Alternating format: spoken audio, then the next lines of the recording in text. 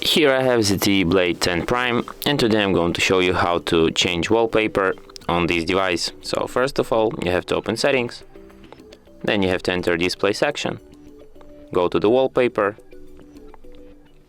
Here you can select one of the preset wallpapers, these pre-installed wallpapers from your device, or you can just select your own image by going to the My Photos. Then you select your image. Here you can adjust it. Here you can look how it looks like at the home screen, at the lock screen, and then tap Set Wallpaper. Then you have to select if you want to set it on the home screen, on lock screen, or on both screens. And as you can see, wallpaper changed. And that's it. Thanks for watching.